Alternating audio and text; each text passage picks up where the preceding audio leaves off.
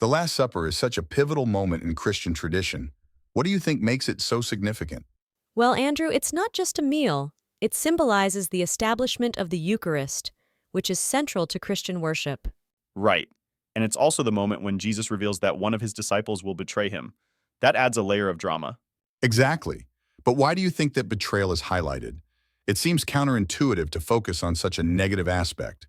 It emphasizes the human condition, doesn't it? Even among close friends, betrayal can happen. It makes the story relatable. And the way Leonardo da Vinci depicted it, with all those expressions on the disciples' faces, really captures that tension. I read that Da Vinci used perspective to draw the viewer's eye to Jesus. That's a clever artistic choice. Yes, it creates a focal point. Jesus is at the center, which symbolizes his importance in the narrative. And the use of light and shadow adds to the emotional weight of the scene. It's almost like you can feel the tension. What about the symbolism of the bread and wine? It's so much more than just food. Absolutely. The bread represents Jesus' body, and the wine represents his blood. It's a powerful metaphor for sacrifice. And it's interesting how this meal has been commemorated in various ways throughout history. Right. Different cultures have their own interpretations of the Last Supper. It's fascinating how it transcends time. It also raises questions about community and fellowship. Sharing a meal is such a universal act. And yet in this case, it's tinged with betrayal. That duality is really compelling. So, do you think the Last Supper serves as a warning about trust? In a way, yes. It reminds us to be cautious about whom we trust, even in close relationships. But it also shows the importance of forgiveness. Jesus still shares the meal despite knowing what's to come. That's a powerful message.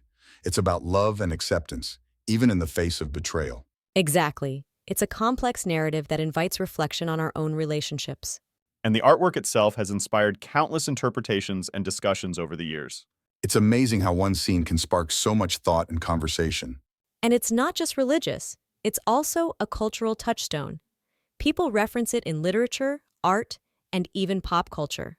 I think that's what makes it timeless. It resonates on so many levels. So what do you think the Last Supper teaches us about leadership? It shows that true leaders are aware of their surroundings and the people they lead, even when faced with betrayal. And it highlights the importance of humility and service as Jesus washed the disciples' feet before the meal. That's a great point. Leadership isn't just about authority, it's about serving others. Exactly.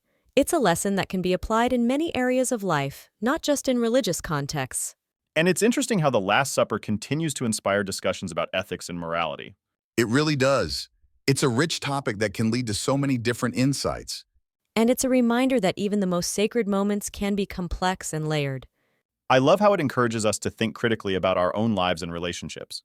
Absolutely. The Last Supper is more than just a historical event. It's a lens through which we can examine ourselves. Well said. It's a conversation that can go on forever.